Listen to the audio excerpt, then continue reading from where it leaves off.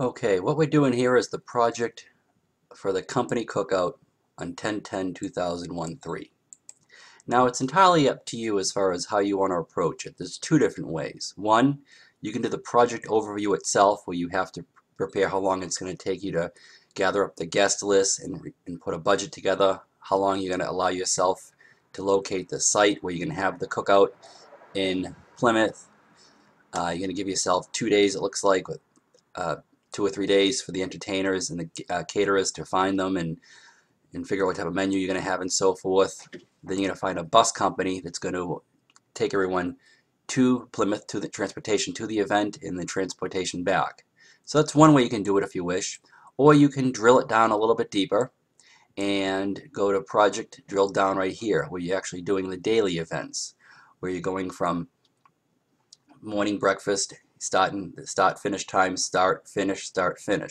So let's just go over each one step by step here.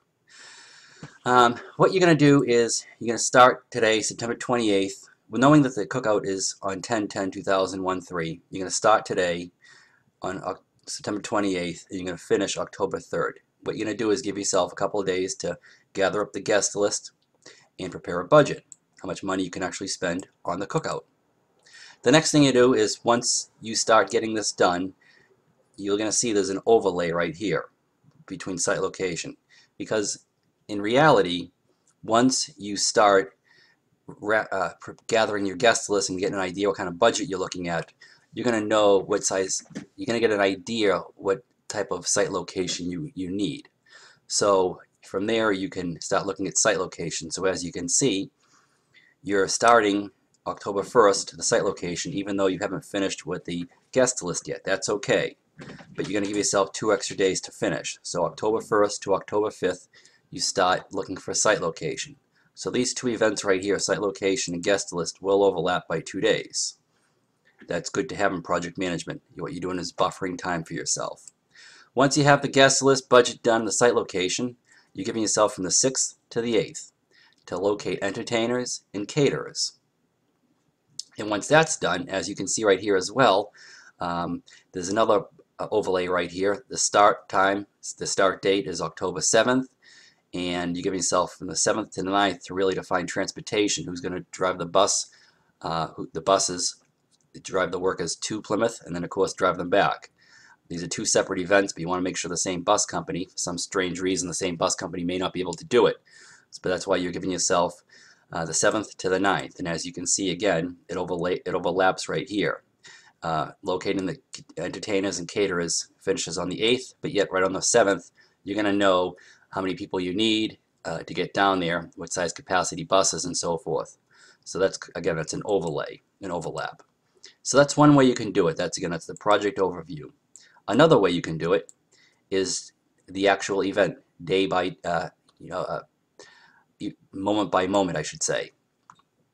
And what you're doing here is you're just going over a series of events, and let me just put some arrows in here to complete this network diagram, as you can see.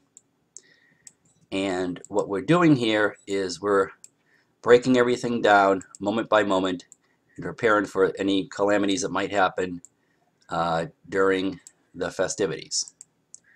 So you start with, in the morning, everyone's going to meet at a certain location, as you can see over here. They meet for morning breakfast before boarding the bus.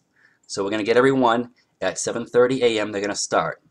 And then we're going to finish having a quick breakfast at around 8:45 a.m. And if you notice, there's a 15-minute overlay between finishing breakfast and getting ready to board the buses before we actually board the buses and depart.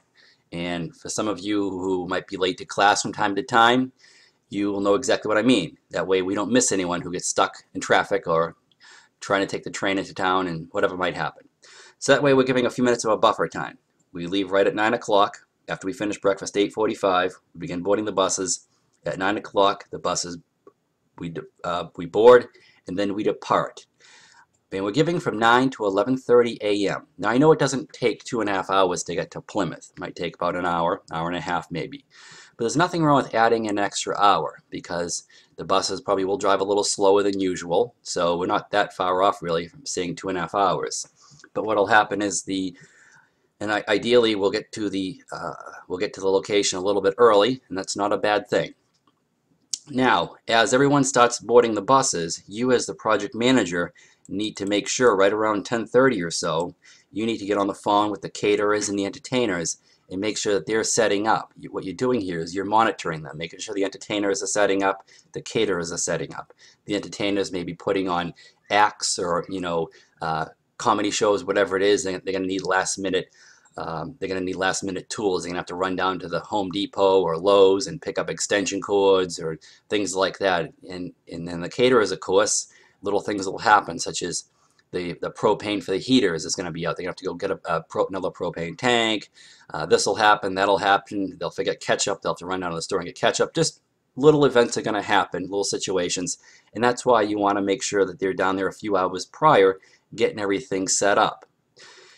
Next, once these two are done, you can't do anything until the entertainers and caterers are done. Then everything moves into the next node, and that right here is food starts to get served. And we're going to serve food from 1 to 3 p.m. From 1 to 3 p.m., we're going to serve food. So they're going to start at 10:30, have, 2.5 hours to get everything ready. And once the food starts getting served, as you can see, we're giving about a 30-minute buffer between the food starts to get served, people begin to enjoy their first round of hamburgers or whatever you're serving, lobster, if it's in your budget, and then the entertainers start performing right around 1:30. And as you can see right here, the food stops right around 3 o'clock because everyone's going to eat for a couple of hours and they'll stop. And then after that, the entertainers take over from 1:30 to 4:30, and they entertain everyone for 3 hours. And then right around 4:30, the entertainers finish up. And at 4:45, the cleaning crew that you have retained comes in.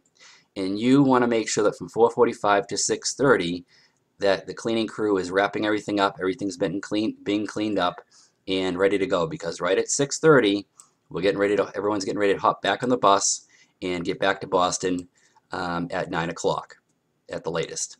So that is how you would do, I forgot an arrow right here as well, and that is how you would do the network diagram drilled down much deeper.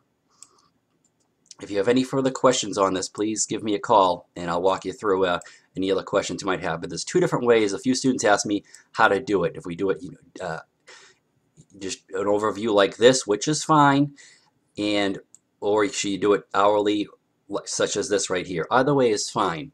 And again, the reason why we're doing this is because next week the project, which will be due, is going to be on the offshore oil drill platform that we'll be doing a project management for, a network diagram, and of course a work breakdown structure. And I just want to get all of you acclimated with how to do a work breakdown structure and a network diagram. So again, what we're doing for this case study is all of you are just getting acclimated with how to create a WBS, then take that to the network diagram. That's all. Again, any questions, please email me, call me, whatever you need to do, and I'll walk you through it. Thank you so much.